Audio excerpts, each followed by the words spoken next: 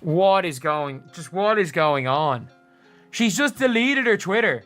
She's getting called out because it was exposed, because an interview got After being exposed in front of the entire league by Caitlin Clark, the president of the Indiana Fever is in a state of complete terror.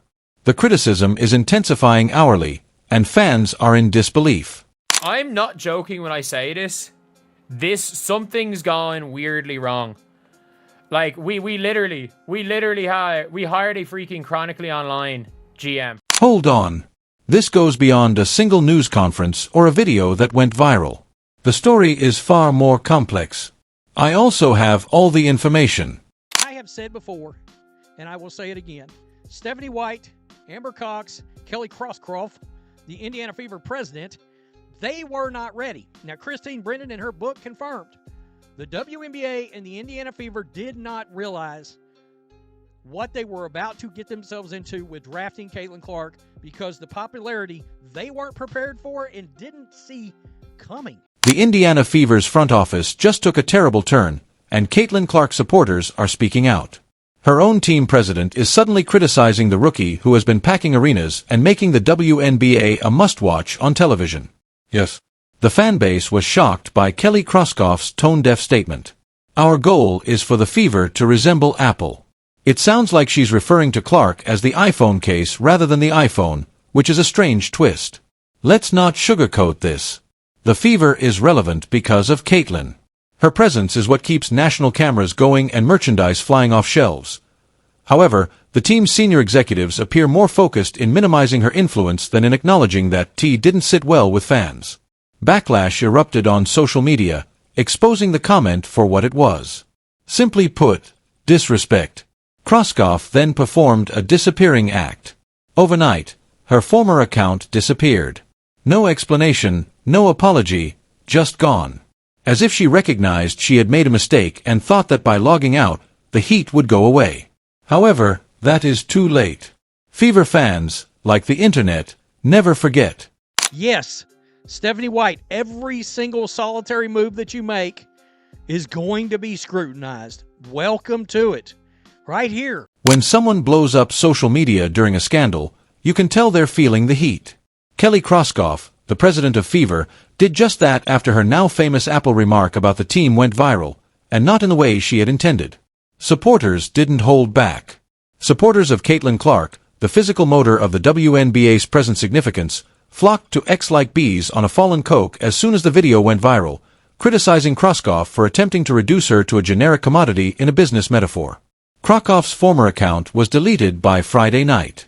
No justification, no declaration, no attempt at cleanup, just poof. More was conveyed by that silence than by any PR memo. Not only were fans disappointed, but they were furious.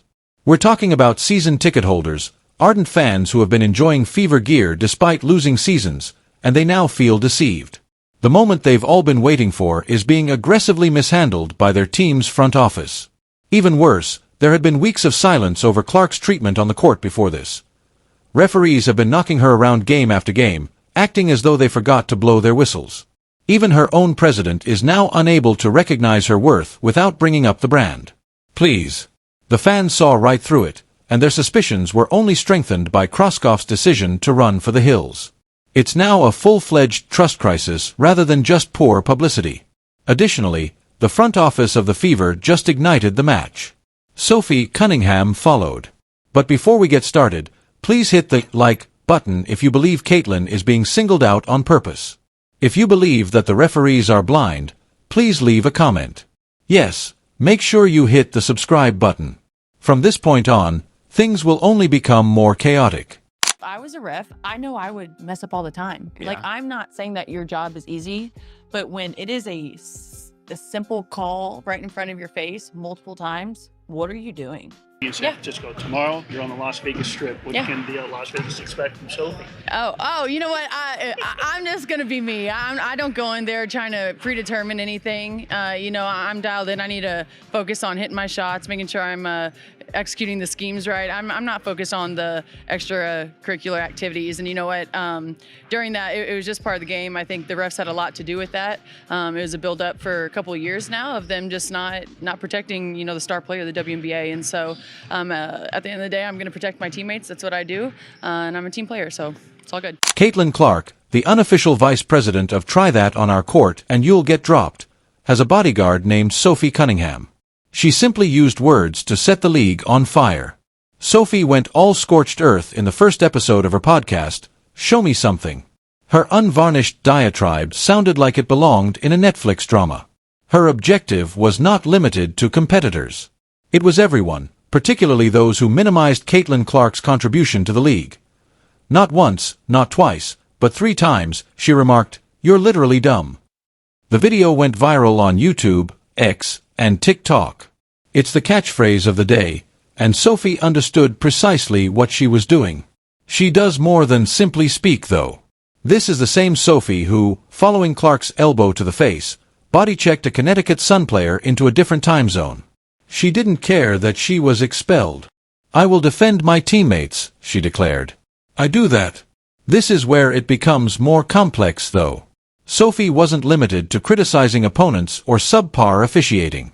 She opened fire on the Indiana Fever, her own team. She asserts that the locker room is the source of some of the actual rudeness shown at Caitlin. Her podcast is being referred to as a declaration of war by team insiders. There is the anxiety that fans have been feeling. The WNBA's culture war, which pits viral sensations against traditional veterans, isn't exclusive to the league.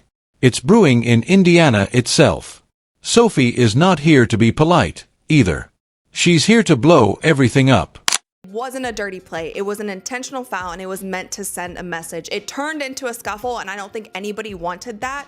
But the way that the game went and how egregious the referees were and how they were not protecting players, and they especially weren't protecting the #1 player in this league, the biggest draw in this league, which is Caitlin Clark, and they continue to not do that. To me, this was not a dirty play. This was making a statement because the referees didn't do their damn job. This would not have happened at the end of the game if the referees did their job during the first play. If the referees did their job, not just the first play, every single play leading up to that. If the referees had control of the game, that is their only job. The referees' first job, their #1 job, is to protect their players. Like, I get it to a certain extent, and like every rookie coming into the league, that's how you're going to treat them. But there's just more for her. Let's just state it.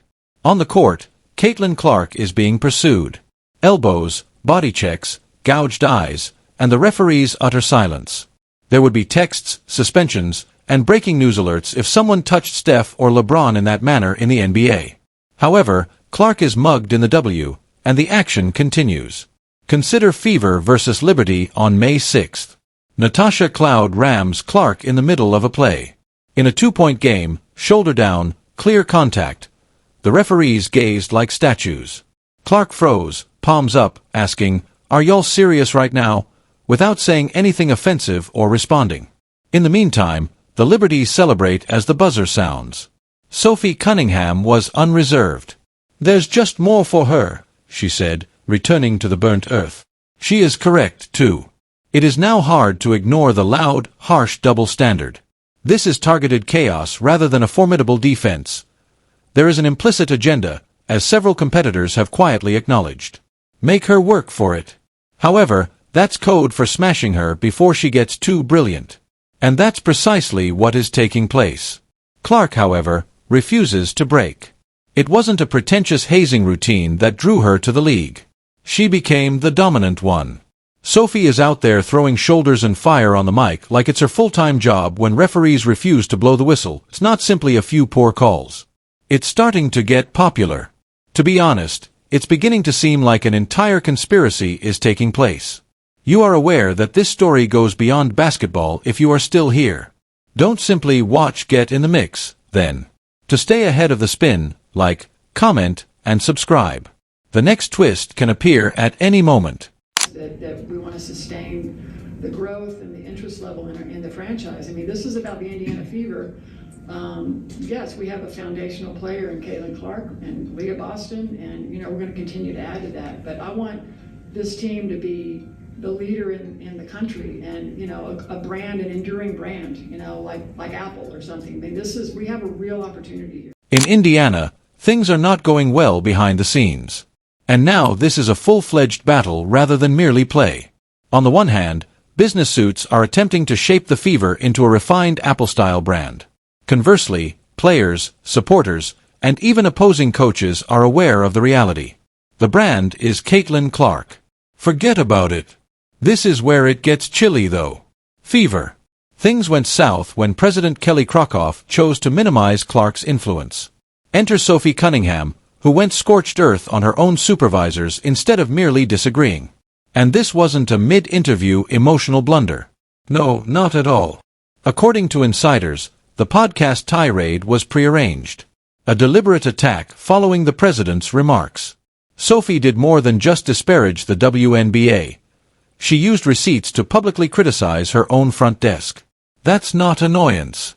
Rebellion is what that is. To be honest, it revealed a serious identity crisis inside the franchise. The Fever already have the focal point, but they still wish to establish a dynasty. Additionally, they are behaving as though she poses a threat rather than appreciating her. Now, the team is divided. Caitlin is seen by some as the future.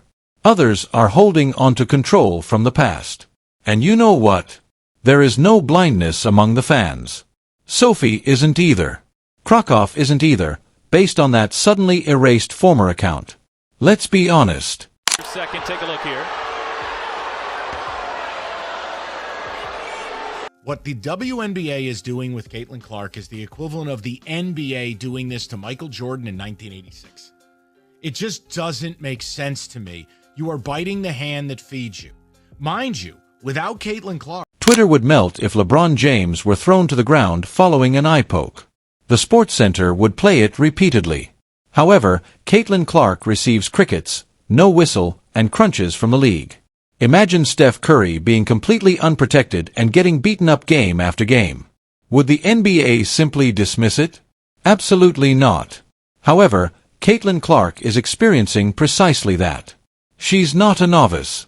People are watching women's basketball at all because of her. It's all Clark, the sold-out arenas, the ratings. The cash cow is her. She's also being treated like a benchwarmer in some way. It was best expressed by Sophie Cunningham. Not acceptable. Coach Stephanie White took over a press conference to criticize the referees for repeatedly ignoring it. It's visible to the supporters. It is seen by the media. However, the league remains silent. This is the unpleasant reality. This league would be bending down if Clark were a man. Rather, she is being pushed around while the executives on her own team seldom do anything. Sophie is defending her. Her supporters are battling for her. However, those who ought to support her are too preoccupied with politics. Clark is more than simply the future. She's here already. The issue is that the old guard is still behaving as though they are going to be ran over in 2010. This is a reckoning, not merely a disagreement. The WNBA's leadership and her own team may be squandering a once-in-a-generation chance, but Caitlin Clark's star isn't waning. You're either with Sophie Cunningham or you're a complete moron, as she constantly reminds us. Please share your thoughts in the comments section, subscribe, and enable all notifications so you don't miss anything. We'll see you in the next one after you click the video on the screen.